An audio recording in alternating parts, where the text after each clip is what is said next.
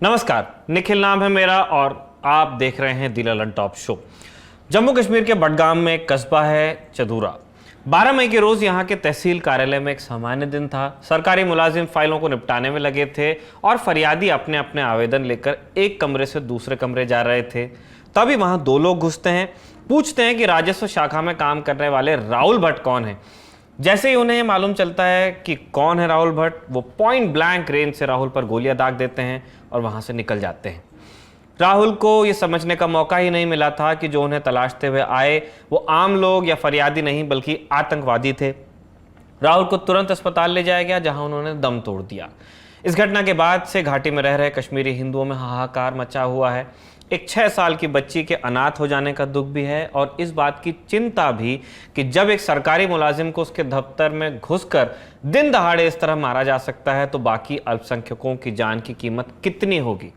आज दिन भर कश्मीरी हिंदुओं ने प्रदर्शन करके ऐतराज जताया। हमने वो तस्वीरें भी देखी जिनमें पुलिस ने बल प्रयोग किया, आंसू गैस के गोले भी दागे प्रदर्शनकारियों पर। उधर राहुल का परिवार अपनी आंखें पोंछ भी नहीं पाया था कि आतंकवादियों ने एक और कश्मीरी की हत्या कर दी, रियाज अहमद ठोकर।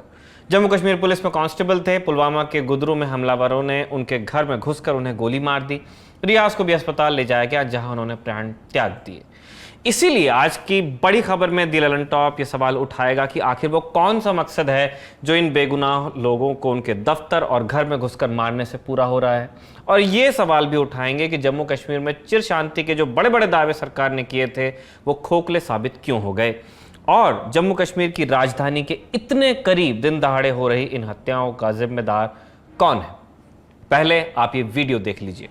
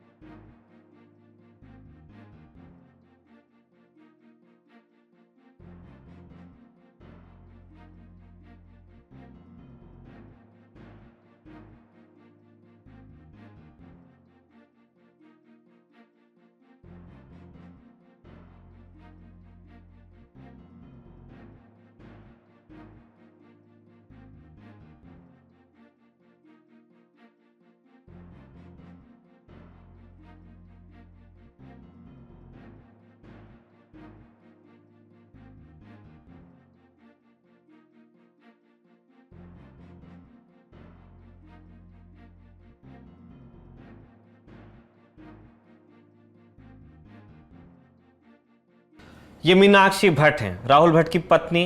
रोते रोते बेसुध हो गई हैं। घर वाले इस कोशिश में हैं कि थोड़ा पानी पी लें तो ठीक रहेगा। मीनाक्षी, राहुल और उनकी 6 साल की बेटी बडगाम में ही शेखपुरा गांव में रहते थे। इस गांव में केंद्र सरकार ने प्रधानमंत्री पैकेज के तहत शासन के कश्मीरी हिंदू कर्मचारियों के लिए घर बनवाए थे। प्रधानमंत्री रिलीफ पैकेज मनमोहन सिंह सरकार के पहले कार्यकाल में आया था। साल था 2008। इसी पैकेज के तहत साल 2011 में राहुल को राजस्व विभाग में नौकरी मिली थी। राहुल की पहली पोस्टिंग थी बडगाम। बडगाम राजधानी श्रीनगर के बिल्कुल बगल में है। अगर श्रीनगर से बडगाम जा रहे हैं हो सकता है आपको पता भी ना चले कि आप दूसरी जगह आ गए।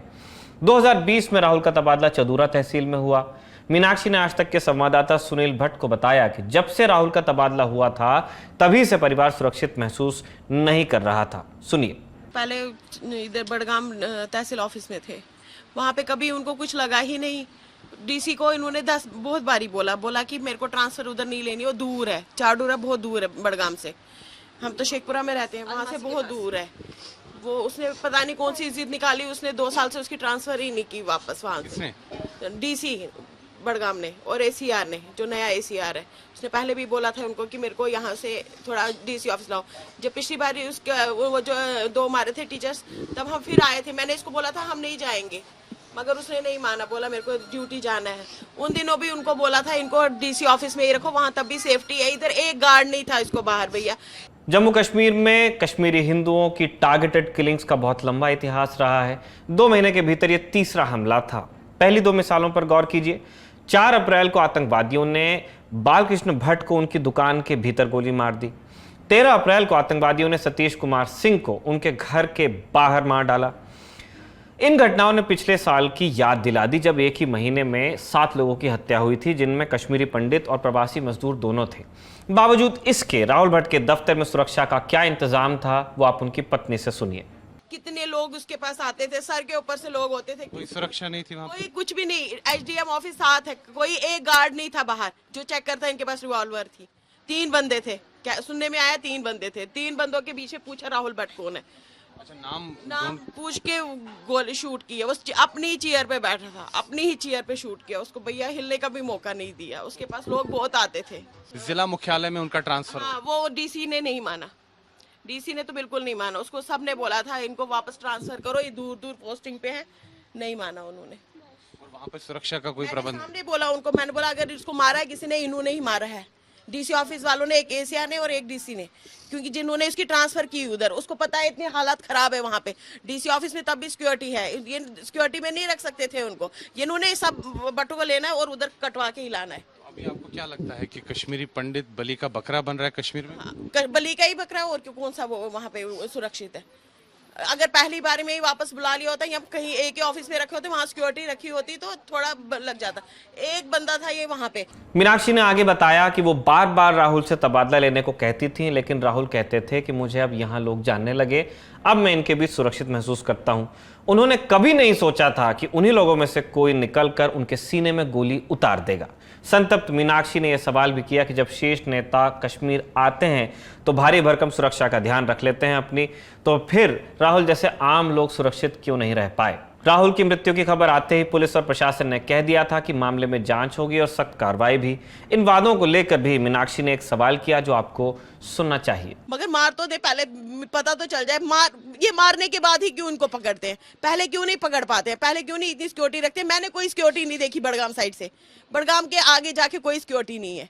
उसके वो चाडोरा ऑफिस में एक गार्ड तो होना चाहिए था जो चेक करके लोगों को अंदर भेजा, अगर इतनी सेफ्टी है। बट इतने हैं इधर, जब उधर नहीं थी तो दूसरी जगह क्या होगी? दूसरी जगह भी ऐसे जो स्कूल में टीचर जा रहे हैं, जैसे पिछली बारी उनको बेचारों को बाहर निकाल के भी मारा, तो बाकी टीचर्स ने क्या कर लिया? उन्हीं को टारगेट बनाया, वैसे बाकियों को भी, टीचर्स को भी बनाएंगे। राहुल की हत्या के विरोध में प्रदर्शन 12 मई की रात को ही जम्मू कश्मीर के अलग अलग इलाकों में शुरू हो गए थे। ज्यादातर प्रदर्शनकारी कश्मीरी हिंदू थे जो सरकारी नौकरी के चलते घाटी में परिवार सहित रहते हैं। प्रदर्शनकारियों ने बडगाम के डिप्टी कमिश्नर, वहां कलेक्टर को डिप्टी कमिश्नर कहते हैं, जम्मू कश्मीर के लेफ्टिनेंट गवर्नर और बाकी अधिकारियों के खिलाफ नारे लगाए। प्रदर्शनकारियों ने सवाल किया कि जब सरकार सुरक्षा मुहैया करा ही नहीं पाई है तो फिर वो कश्मीरी हिंदुओं को ऐसे इलाकों में क्या सोचकर पोस्टिंग दे रही है। प्रदर्शनकारी चाहते थे कि लेफ्टिनेंट गवर्नर मनोज सिन्हा उनसे आकर मिलें। नारेबाजी के बाद प्रदर्शनकारी मार्च की शक्ल में बडगाम एयरपोर्ट रोड की तरफ बढ़ने लगे। जब यह हुआ तब पुलिस और सुरक्षा बलों ने बल प्रयोग किया, आंसू गैस के गोले भी दागे। राहुल अब हमारे बीच में नहीं, लेकिन नेताओं के बयान हैं। चूंकि कश्मीरी हिंदुओं को लेकर राजनीति का मौका कोई भी नहीं चूकना चाहता, इसीलिए आपको राजनीतिक प्रतिक्रियाओं के बारे में भी बता देते हैं। जम्मू कश्मीर की सभी राजनीतिक पार्टियों ने एक सुर में इस घटना की निंदा की है। भाजपा की राज्य इकाई के अध्यक्ष रविंदर रैना ने कहा कि इस घटना में शामिल लोगों को बहुत जल्दी न्यूट्रलाइज कर दिया जाएगा। पूर्ववर्ती जम्मू कश्मीर राज्य में भाजपा पीडीपी सरकार की मुख्यमंत्री रही महबूबा मुफ्ती ने कहा कि बडगाम जाकर संतप्त परिवार से मिलना चाहती थी, लेकिन नजरबंद कर दिया गया। नेशनल कॉन्फ्रेंस के उमर अब्दुल्ला ने राहुल और रियाज की हत्या की निंदा की, साथ ही ये भी लिखा कि पर्यटन को नॉर्मलसी नहीं माना जा सकता, ये सिर्फ आर्थिक गतिविधि का सूचक होता है। नॉर्मलसी तो तभी आएगी जब डर खत्म होगा, उग्रवादी अपनी मर्जी से हमले नहीं कर पाएंगे। सारी पार्टियां लकीर पीटने में लगी हैं, इसलिए कश्मीरी हिंदुओं के पास कोई रास्ता नहीं बचा। सरकारी नौकरी कौन नहीं चाहता, लेकिन अब सब्र का बांध टूट रहा है।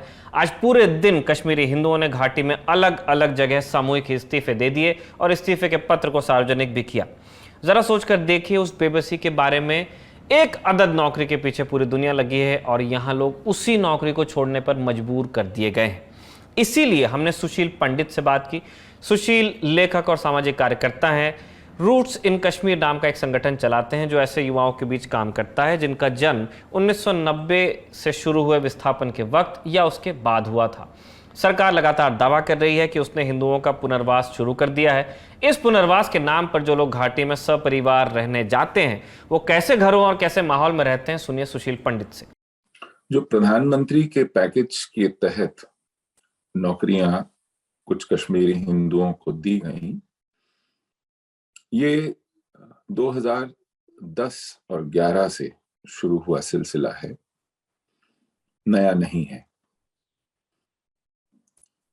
और तब से इन कश्मीरी हिंदुओं को बाड़े नुमा स्थानों में पोर्टा केबिन्स, ये जो पीवीसी की छतों और दीवारों को बना करके, जैसे कंस्ट्रक्शन साइट्स के ऊपर टेम्पररी एकोमोडेशन होती है मजदूरों के लिए या वहां काम करने वालों के लिए, वैसे मकानों की कतार और उसके चारों ओर कटीली तार की चार दीवारी का बाड़ा बनाकर कुछ कैंप, ट्रांजिट कैंप नुमा बनाए गए। और लगभग 10-12 साल से ऐसे 6 ट्रांजिट कैंप्स में, हर कैंप में सैकड़ों की तादाद में लोग रह रहे हैं और वहां से सुबह अपनी सरकारी नौकरियों के लिए स्कूलों में, सरकारी दफ्तरों में जाते हैं और लौट करके वहीं आते हैं। इन रहने की जगहों पर सुरक्षा के नाम पर कुछ पुलिस वाले, मुट्ठी भर पुलिस वाले तैनात कर दिए जाते हैं। सुरक्षा के नाम पर ले देकर केवल इतना ही है, कुछ बसों में भर करके लोगों को काम पर ले जाया जाता है, कुछ लोग अपने आप जाते हैं। कश्मीर में होते हुए भी, कश्मीर का होते हुए भी कुछ लोगों के लिए तो उन इलाकों में जहां से वो निकाले गए थे वहां का होते हुए भी इन बाड़ों में रहना मजबूरी है, क्योंकि सुरक्षा के नाम पर जो कुछ भी है वो यहीं उपलब्ध है।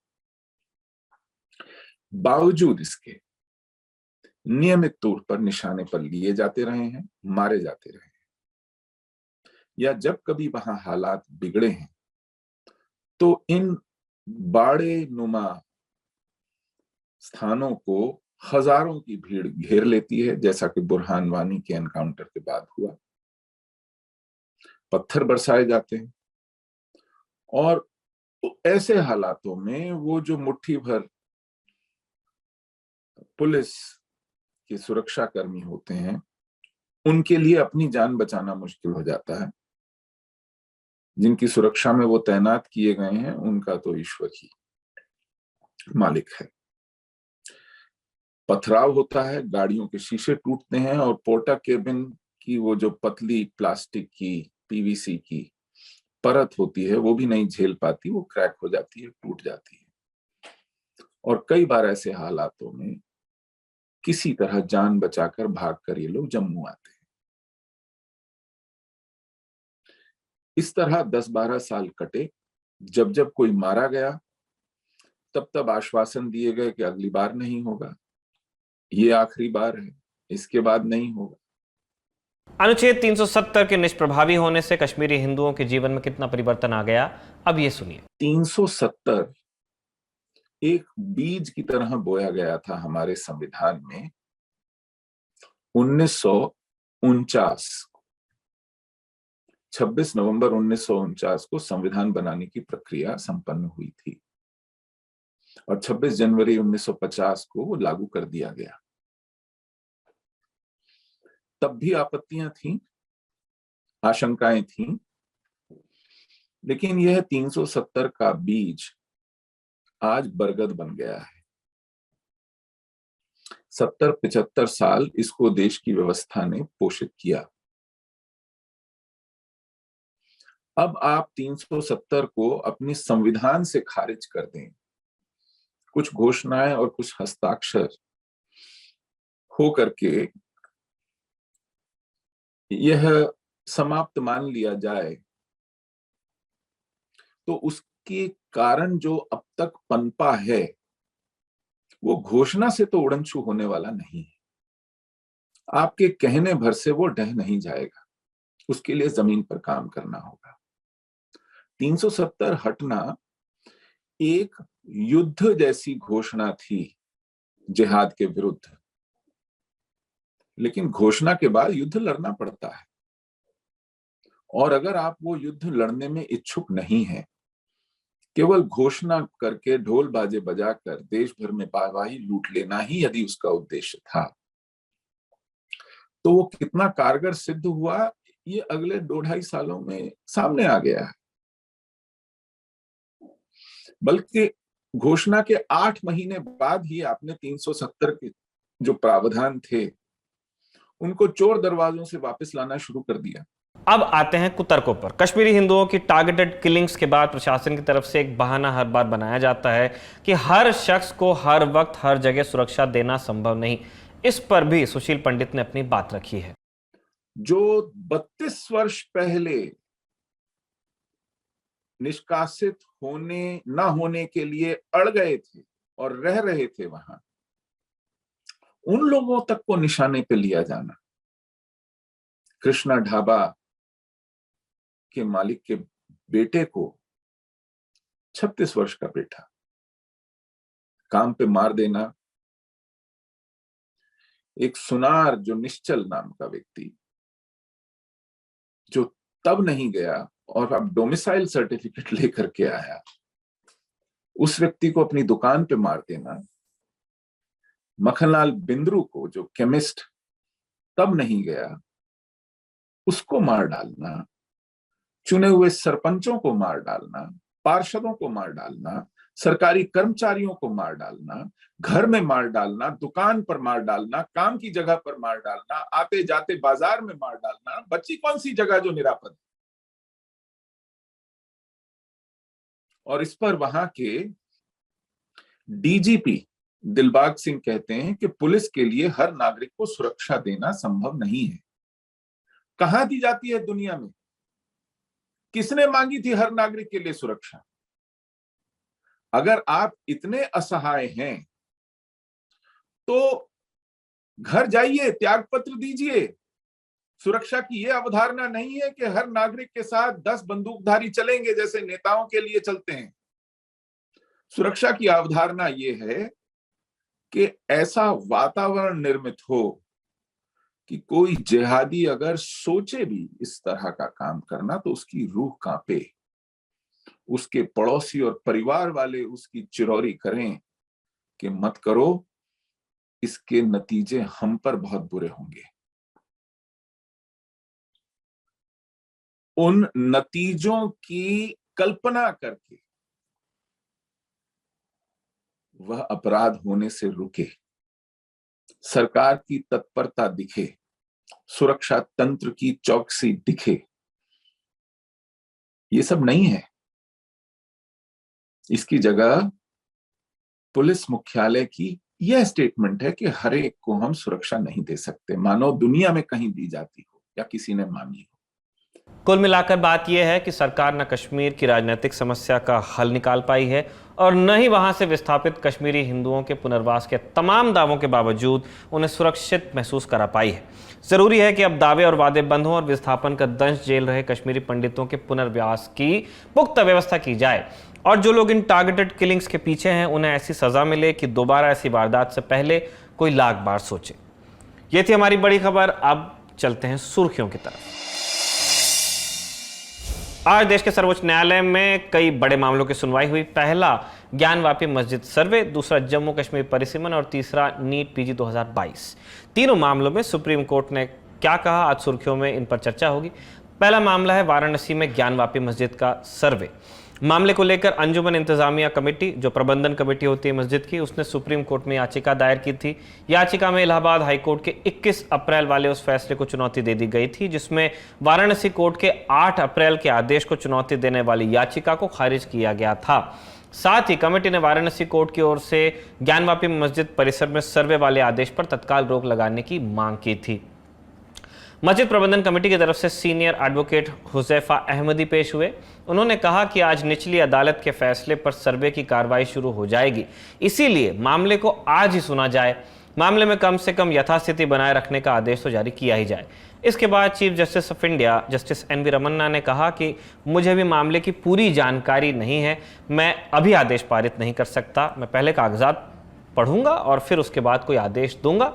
सुप्रीम कोर्ट ने फिलहाल यथास्थिति रखने वाले आदेश को जारी करने से इनकार तो किया है, लेकिन कोर्ट मामले पर जल्द सुनवाई के लिए तैयार हो गया है। इस मैटर को लिस्ट कर लिया गया है। जानकारी के लिए आपको बता दें कि 12 मई को वाराणसी कोर्ट ने एडवोकेट कमिश्नर अजय कुमार मिश्र को हटाने वाली याचिका पर सुनवाई की थी। सुनवाई के बाद न्यायालय ने अजय मिश्रा को हटाने से इनकार कर दिया था। साथ ही अजय मिश्रा के साथ विशाल कुमार सिंह और अजय सिंह को भी कोर्ट कमिश्नर बना दिया था। इसके अलावा न्यायालय ने 17 मई से पहले सर्वे कराने का आदेश दिया था और 17 मई को सर्वे की रिपोर्ट तलब भी की थी। दूसरी सुर्खी, जम्मू कश्मीर के चुनावी क्षेत्रों में परिसीमन पर रोक लगाने से सुप्रीम कोर्ट ने अब इनकार कर दिया है। लाइव लॉ की रिपोर्ट के मुताबिक कोर्ट में इस मामले से संबंधित सुनवाई जस्टिस संजय किशन कौल और जस्टिस MM सुंदरेश की बेंच ने की। कोर्ट ने मामले में सख्त रुख अपनाते हुए याचिकाकर्ताओं से पूछा कि अधिसूचना 2020 में जारी हुई और आप अब चुनौती दे रहे हैं, 2 साल तक आप कहां सो रहे थे। सुप्रीम कोर्ट में यह याचिका जम्मू कश्मीर निवासी हाजी अब्दुल गनी खान और डॉक्टर मोहम्मद अयूब मट्टू ने दायर की है। याचिका में केंद्र शासित प्रदेश जम्मू कश्मीर में 2020, 21 और 22 की अधिसूचनाओं के अनुसार परिसीमन को चुनौती दी गई थी।